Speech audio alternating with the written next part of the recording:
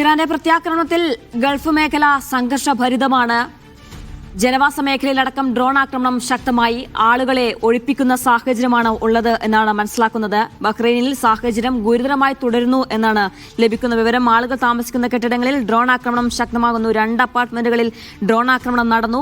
ആളുകളെ ഒഴിപ്പിക്കുന്നു. രാജ്യത്ത് അതീവ ജാഗ്രത നിർദ്ദേശം നൽകിയിട്ടുണ്ട് എന്നാണ് മനസ്സിലാക്കുന്നത്. സമാനമായ രീതിയിൽ പലയിടത്തും ഇത്തരത്തിൽ ആക്രമണം ശക്തമാകുന്നുണ്ട് എന്നാണ് മനസ്സിലാക്കുന്നത്. അഫ്താബ് റഹ്മാൻ ചേരുന്നത്. അഫ്താബ്, നേരത്തെ സൂചിപ്പിച്ചതുപോലെ തന്നെ ഇറാന്റെ അവസാനത്തെ പ്രതിരോധ മാർഗം എന്ന രീതിയിലായിരിക്കാം ഒരുപക്ഷെ ഹോർമുസ് കടലിടുക്ക് അടയ്ക്കുക എന്ന് നമ്മൾ പറഞ്ഞു. ഏതായാലും അത്തരത്തിലുള്ള ഒരു വാർത്ത പുറത്തു വരുമ്പോൾ അതുവരെ ഇറാന്റെ ഭാഗത്തു നിന്ന് ഒരു സ്ഥിരീകരണം ഉണ്ടായിട്ടില്ല. അങ്ങനെയാണെങ്കിൽ ഈ അവസാന പ്രതിരോധ മാർഗം എന്ന രീതിയിൽ ഇറാൻ ഇതിനെ ഉപയോഗിക്കുകയാണെങ്കിൽ ഏതെങ്കിലും രീതിയിൽ വലിയ രീതിയിൽ ആൾനാശനഷ്ടം അല്ലെങ്കിൽ അവരുടെ പ്രധാനപ്പെട്ട നേതാക്കൾക്കടക്കം വലിയ രീതിയിൽ എന്തെങ്കിലും പരിക്കുകൾ പറ്റുകയോ അല്ലെങ്കിൽ കൊല്ലപ്പെടുകയോ ചെയ്യുന്ന സാഹചര്യം ഒരുപക്ഷെ ഉണ്ടായേക്കാം എന്നാണ് വിലയിരുത്തപ്പെടുന്നത്. അങ്ങനെയാണെങ്കിൽ അത്തരത്തിൽ സ്ഥിരീകരിക്കാത്ത റിപ്പോർട്ടുകൾ കൂടി വരുന്ന പശ്ചാത്തലത്തിൽ ഇത് എങ്ങനെ നിരീക്ഷിക്കണം?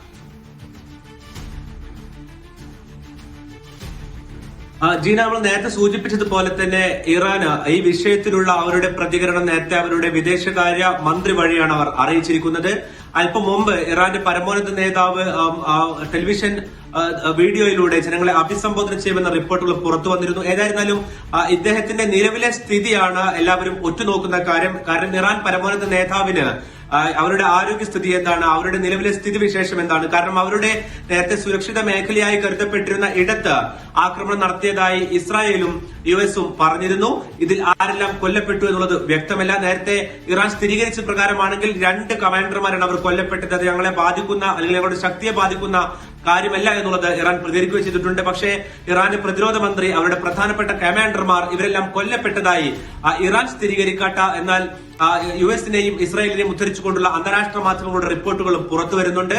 ഏതായിരുന്നാലും നേരത്തെ നമ്മൾ സൂചിപ്പിച്ചതുപോലെ തന്നെ ഹോർമുസ് കടലിടുക്ക് പോലെയുള്ള ഒരു ഓപ്ഷനിലേക്ക് അല്ലെങ്കിൽ അത് അടക്കുന്നത് പോലെയുള്ള ഒരു ഓപ്ഷനിലേക്ക് സാധാരണഗതിയിൽ ഇറാൻ കടക്കാനിടയുള്ളത് അവരുടെ അസ്തിത്വത്തെ തന്നെ അവരുടെ വേരിനെ തന്നെ ബാധിക്കുന്ന തരത്തിലേക്ക് കാര്യങ്ങൾ എത്തുമ്പോഴാണ്. അതാണ് നമ്മൾ നേരത്തെ പറഞ്ഞതുപോലെ തന്നെ 1980-ലും 88-ലും 2010-ലും എല്ലാം തന്നെ നമ്മൾ കണ്ടത്. കാരണം അവരുടെ നിലനിൽപ്പിനെ തന്നെ ബാധിക്കുന്ന തരത്തിലേക്ക് കാര്യങ്ങൾ എത്തുമ്പോഴാണ് സാധാരണ ഹോർമുസ് കടലിടുക്ക് പോലെയുള്ള വളരെ തന്ത്രപ്രധാനമായ മേഖല അടച്ചുകൊണ്ട് ഇറാൻ അവരുടെ മറുപടി നൽകാറുള്ളത്.